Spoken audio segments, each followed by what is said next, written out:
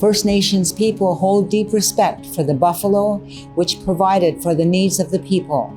Together they shared a sustainable relationship of mutual respect. Suzanne Smoke is a fierce advocate for Indigenous people. She works full-time in community outreach and engagement with a focus on anti-human trafficking.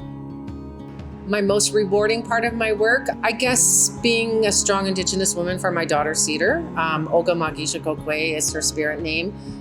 She's been my gift. I'm gonna get choked up.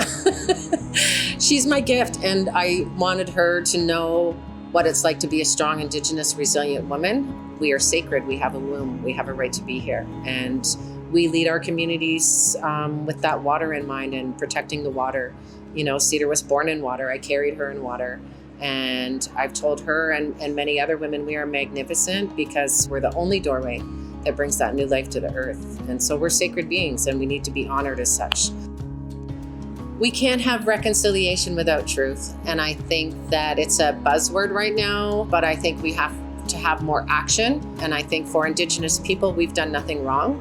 We have nothing to reconcile, and that's Canadians' role.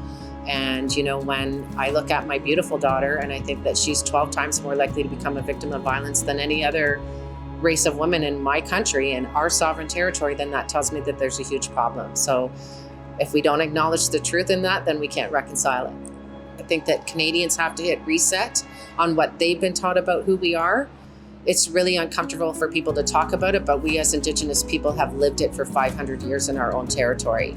So if you're uncomfortable with it, own it, make change, and do something with it. And then we can all move forward in a good way. Suzanne Smoke is the recipient of the 2020 Atlohsa Peace Award for Respect. I'm really honored that I've been chosen for this award, but I don't work alone. I have an incredible team at Muskoka Parry Sound Sexual Assault Services. My boss, Lauren, who's an incredible ally and knowledge keeper. My team at MPSS has really taught me how to work in both Western and traditional knowledge. Also our street outreach, Indigenous harm reduction with Brian and Nook. And I just have beautiful family and friends around me. Every time there's a call out for food hampers, turkeys, anything, my family and friends come and show up, and that's part of community. That's just part of loving my community and being part of it. Miigwech.